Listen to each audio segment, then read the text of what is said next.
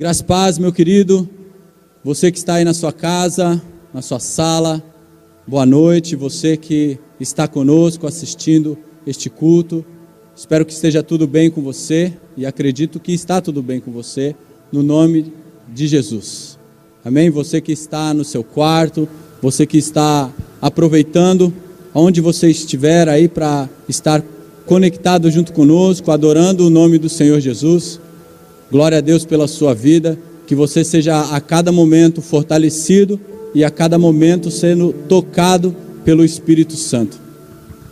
Eu quero falar para você nessa noite, que essa palavra que Deus ministrou no meu coração, ela é uma palavra muito impactante para mim, porque ao longo de dias, e há algum tempo já, ela vem mexendo comigo, e eu tenho visto sinais, tenho visto a palavra sendo pregada pelas redes sociais, e a mesma palavra tem sido pregada por diferentes pastores, por diferentes homens de Deus, que fala acerca de um posicionamento que a igreja brasileira, que nós como filhos, nós como servos, pertencentes ao reino de Deus, temos que se posicionar nesses dias.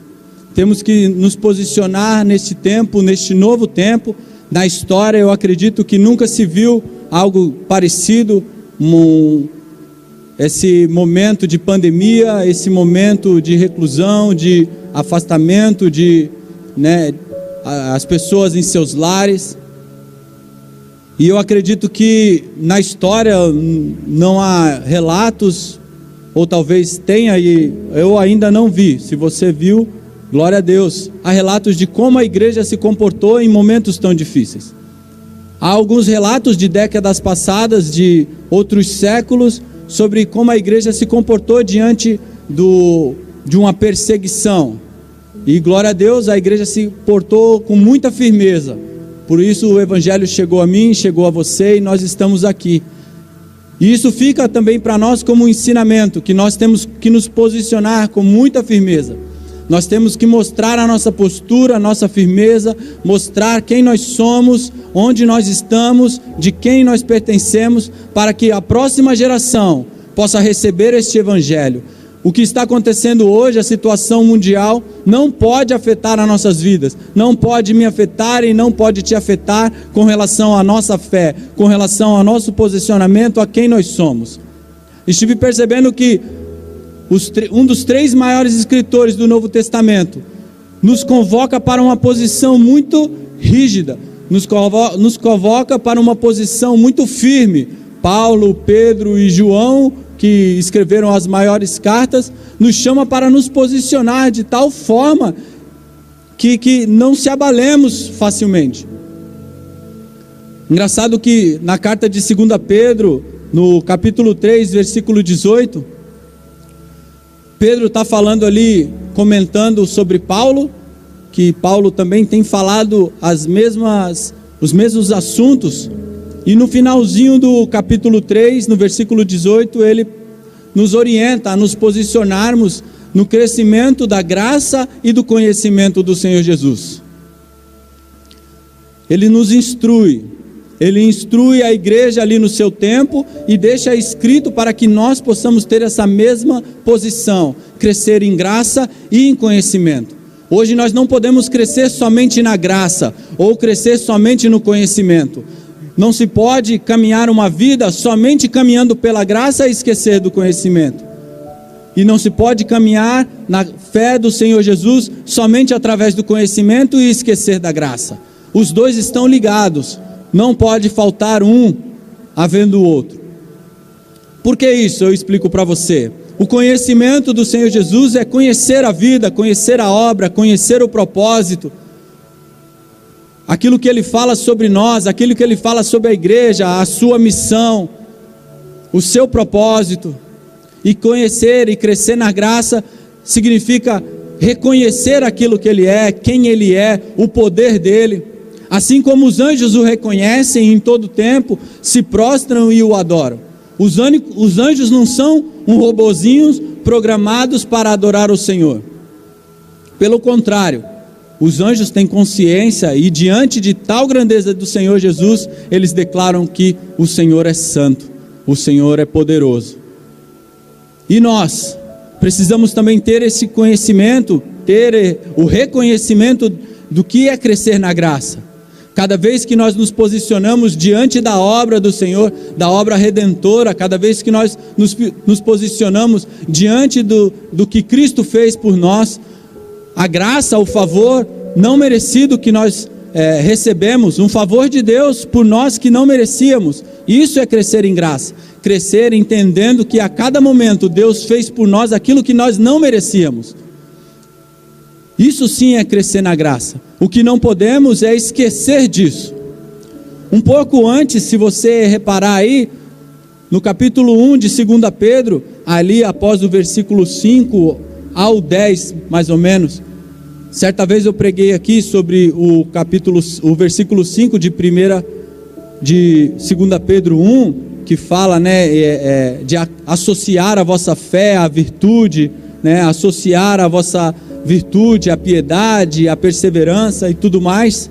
Você pode estar lendo aí posterior, 2 Pedro capítulo 1 do versículo 5 em diante, e você vai perceber que tudo isso que nós precisamos associar à nossa fé, Pedro fala que se não houver em nós, nós vamos esquecer da purificação que o Senhor Jesus fez por nós. Olha quão sério é. Pedro fala que se nós não houver isso em nós, nós não estaremos sujeitos, nós esqueceremos. Ele não dá um talvez, ele dá uma afirmação, esquecendo-se da purificação dos seus antigos pecados. Então eu falo para você que Pedro, Paulo e João, se você também abrir ali em 1 João do capítulo 1, se você folhear um pouco mais a sua Bíblia aí, 1 João do capítulo 1, do versículo 6 ao 8, ele vai falar ali que Deus é luz e nele não há trevas. Se afirmarmos que temos comunhão com Ele, mas andamos nas trevas, mentimos e não praticamos a verdade. Se porém andarmos na luz, como Ele está na luz, temos comunhão uns com os outros, e o sangue de Jesus, seu Filho, nos purifica de todo pecado.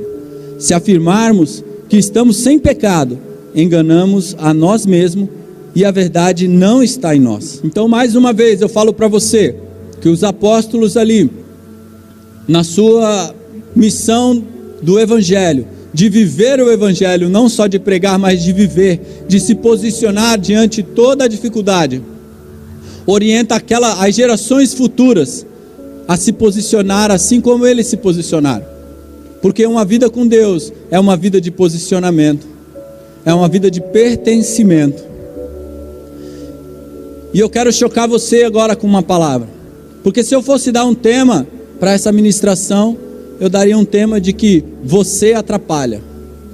Preste bem, talvez você se encontre nesse modelo no qual eu vou falar hoje, e se você se encontra, você está atrapalhando o Senhor Jesus. Abra comigo lá em Lucas capítulo 11, versículo 23. Essa palavra tem mexido comigo. Lucas 11, 23. Vai falar assim: aquele que não está comigo é contra mim, aquele que comigo não ajunta, espalha. As palavras do Senhor Jesus para nós, para mim, para você. Leia de novo: aquele que não está comigo, quer dizer, aquele que não pertence ao Senhor, aquele que não caminha junto, não está ativo na obra. Lembra das palavras de 2 Pedro 1, ali após o versículo 5 em diante? Se não houver em vós essas virtudes, a perseverança, a fraternidade, e aumentando em vós, na vossa fé, você vai esquecer da purificação. Então lembre-se que há um posicionamento, e aquele que não está em Cristo, ele não fala que não é só dele, esses são os meus e esses não são. ele fala assim, ó, aquele que não está comigo é contra mim. Aquele que comigo não ajunta, espalha. Talvez você nunca tenha percebido o poder desse versículo. Esse versículo nos alerta, nos faz despertar. Nós precisamos crescer e amadurecer. Vindo para cá, nessa noite, para trazer essa palavra, eu me lembrei da palavra do filho pródigo. Os dois filhos com a mesma atitude, porém um entendeu a sua atitude. Os dois filhos estavam vivendo uma vida de adolescência. Não mais criança, mas adolescência, fazendo o que queria. O mais novo pegou suas coisas, aquilo que ele achava que era de direito dele, e se mandou da casa do pai. O mais velho continuou lá. De repente o mais novo se viu na sua situação de perda, uma situação tribulosa, uma situação difícil da vida, voltou e se arrependeu e falou que é melhor estar na casa do pai como um servo, e foi recebido em honra, porque se arrependeu da sua juventude, da sua meninice, da sua adolescência tribulosa. E se você olhar a passagem lá, eu convido você a ler a passagem do filho pródigo.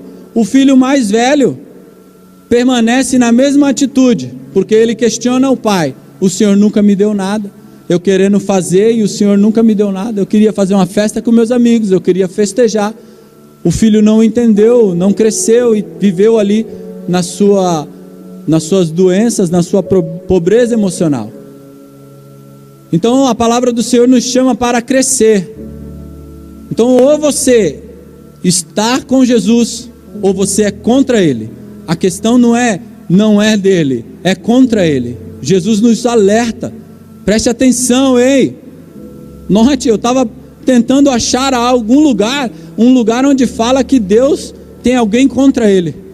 O inimigo, Jesus fala que o Satanás é o inimigo, está ao vosso derredor. Fala que os nossos inimigos, mas nunca menciona de quem está contra Ele. Nesse versículo ele fala que quando você não está comigo, você está contra mim. Se você não é ativo no reino de Deus, num reino teocrata, não democrático, porque o reino de Deus, Ele é o soberano, é o Senhor, tudo é dele, tudo é para Ele, tudo Ele ordena. Se você pertence a esse reino e está ativo nele, você está com Cristo. Não dá para falar que você pertence a esse reino e não é ativo nesse reino, porque se você não ajunta com Jesus, você está espalhando, você está contra. O ditado muitas vezes popular diz assim: se você não vai me ajudar, então não me atrapalha, né? O ditado popular diz que ou você ajuda ou você não atrapalha. Tem muita gente que fala assim: se você pelo menos não me atrapalhar, já está me ajudando. Você já deve ter ouvido isso. Com Jesus ele muda a ótica desse ditado. Se você não está me ajudando, você está me atrapalhando. Então preste bem atenção. Preste bem atenção. Precisamos nos levantar neste tempo difícil, precisamos nos levantar e mostrar que nós somos dele, que nós pertencemos a Ele.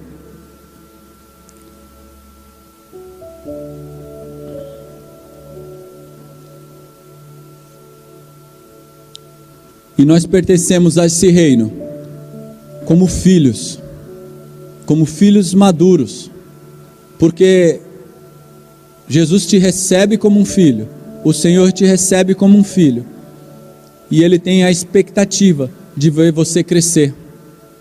Não podemos ser filhos gigantes dentro de um carrinho de bebê no qual o Senhor Jesus está levando e empurrando. Uma criança enorme, passada já, né? Vamos dizer assim, igual fruta passada, já perdeu a validade ali, num carrinho de bebê. Um adulto vestido de criança, um adulto em sua forma física, vestido de criança em sua forma mental, desejando somente o leite, chorando para só ter. A criança só pensa em si, se você olhar. Ela não pensa no próximo. Ela ainda não aprendeu o valor de abençoar o próximo, de dividir com o próximo. E nós vivemos muitas vezes assim. é um estado no qual nós chegamos no reino de Deus, um estado de necessidade de muitas coisas, e nós vamos avançando. Por isso o Senhor nos orienta a crescer, nos alimenta para que nós possamos crescer, e precisamos tomar essa postura no reino, uma postura mais ativa, uma postura que está fazendo junto com o Senhor. Chegamos numa fase de adolescência, e algumas fases dessa adolescência ela é tribulosa, e muitas das vezes ela é benéfica, muito problemática, ou às vezes muito decidida, porque está sendo encaminhado para um futuro homem maduro. Quando não se encaminha uma criança para um crescimento maduro, ela se torna problemática, cheio de problemas, de amarguras, de dificuldades. Então nós, como servos do Senhor, nós como ministros, nós como pessoas maduras, precisamos receber os filhos que o pai recebe, como crianças pequenas, dar o leite e apontar um caminho maduro, para que sejam uma crescente, uma adolescência positiva, uma adolescência madura, uma adolescência eficaz, para ela se tornar um adulto maduro.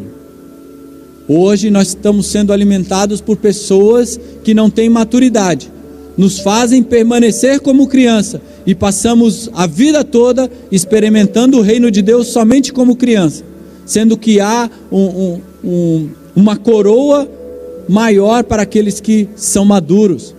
Porque, como já foi dado o exemplo aqui em outros cultos, você só pode dirigir o carro do pai depois de 18 anos, que é o entendimento de uma maturidade.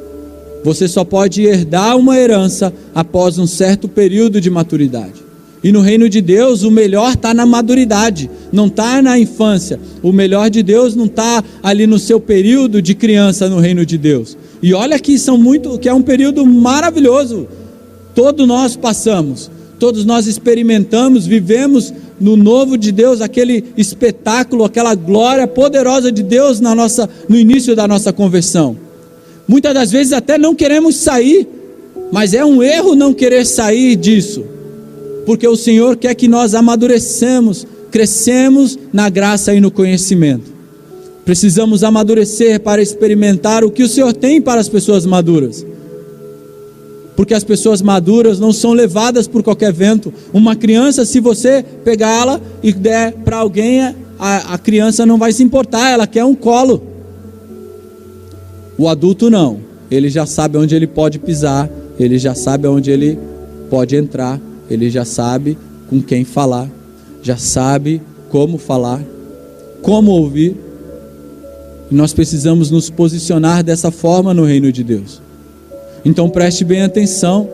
Se você não está posicionado no reino de Deus, como Paulo, como Pedro, como João nos orienta, você está atrapalhando o avanço do reino, está atrapalhando o próprio Senhor Jesus, está sendo contra Ele. Nós estamos sendo contra Ele quando deixamos de ser eficazes, de estar com Ele na mesma missão, no mesmo propósito.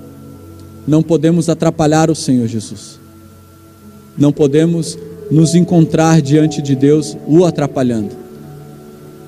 Eu nem imagino o que o Senhor faria com nós se encontrasse com nós e falasse: sai da frente que você está me atrapalhando.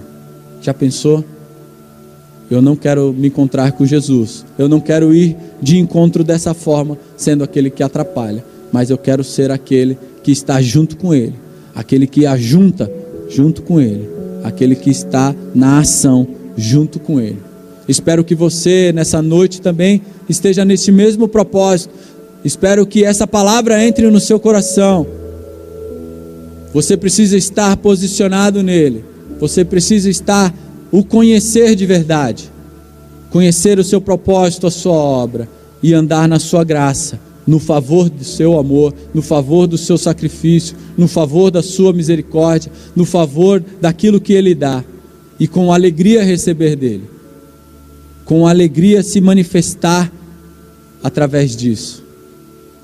Eu convido você aí a fechar os seus olhos rapidinho, e quero orar por você.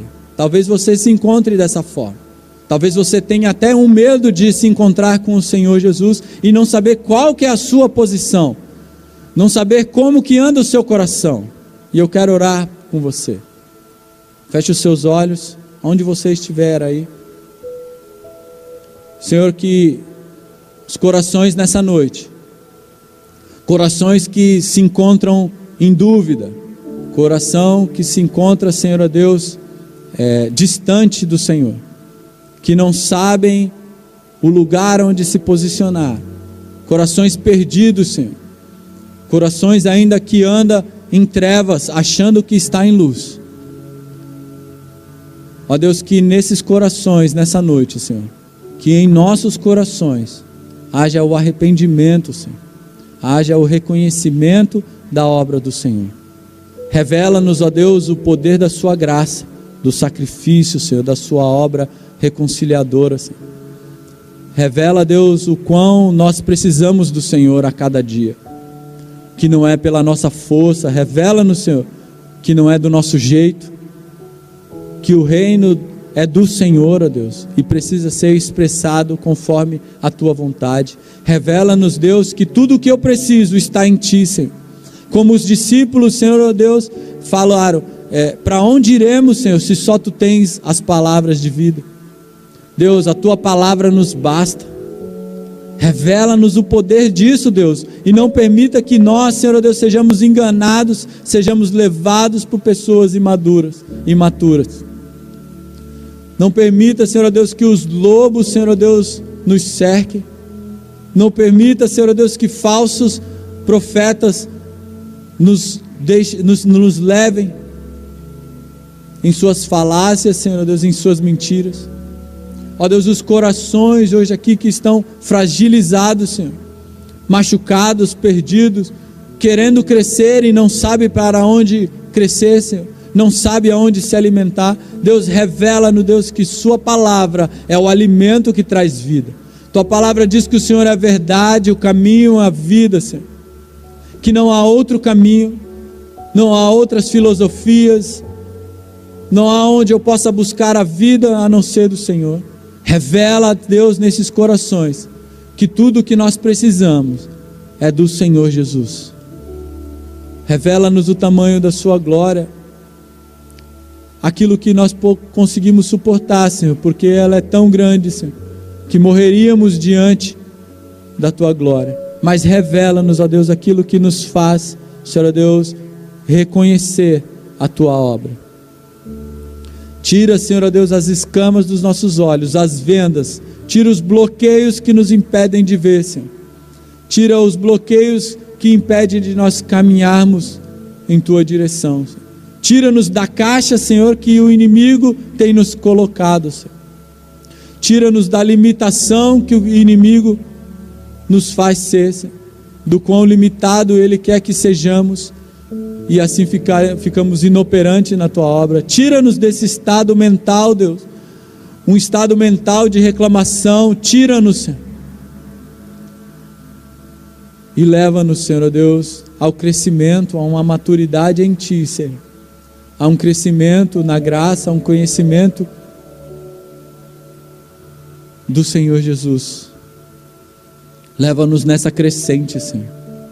Tua palavra diz que para olharmos para o alto, para o teu alto, Senhor, não somente ficar com a cabeça para cima, mas olhar na sua direção, Senhor, para as coisas maiores do Senhor, as coisas soberanas do Senhor. Nesse coração, Deus, que está em suas casas, em seus quartos, coração que está assistindo, Senhor, revela, Deus, traz uma luz do Senhor, Deus. Como João ali, antes de falar que o Senhor é luz, ele viu a sua luz, por isso ele pôde declarar que o Senhor é luz e não há trevas, não há pecado em ti. Ele contemplou a sua luz, ele reconheceu e se prostrou, de tal forma se achando indigno de olhar para a sua luz, Senhor. Isso é reconhecer a sua graça, o seu poder. Gera isso em nós, Senhor, que nessa noite a tua luz, Senhor, vá de encontro vá iluminando os corações e as mentes, Senhor, para que de tal forma haja uma convicção de que não somos merecedores e vivemos nessa consciência, Senhor, agradecendo pela sua graça e a sua misericórdia. Em nome de Jesus eu oro, em nome de Jesus. Eu agradeço e fique com Deus. Glória a Deus pela sua palavra, glória a Deus pela sua vida, Kiko. Que Deus possa continuar aí te confirmando na verdade consumada, na verdade presente de Deus. Eu quero orar aqui pela sua vida mais uma vez e encerrar com a bênção apostólica. Pai amado, Pai querido, que palavra poderosa, nós te agradecemos, ó Deus, pela vida desse teu servo, pela vida desse teu filho, ó Pai, que nos assiste, e pela vida, Senhor, do Kiko aqui, que nos ministrou com uma palavra tão poderosa. Que o Senhor possa girar, ó Pai, na igreja, nesse tempo de calamidade, nesse tempo, ó Deus, de dificuldade, maturidade, Senhor. Sabendo, ó Deus, que maturidade é o ciclo completo da perseverança. Que haja em nós perseverança no Senhor, na sua palavra, em Cristo, no seu caminho, na sua vida, todos os dias, Pai, independente de tempos ou épocas. Em nome de Jesus nós oramos. Estenda suas mãos aí na sua casa, que o amor do Deus Pai, a graça do nosso Senhor e Salvador Jesus Cristo, a unção e a consolação do Pai seja sobre nós e sobre nós permaneça, hoje e para todos sempre. Quem crê diga amém, amém, amém. Deus abençoe. Não se esqueça, domingo, culto online às 19 horas.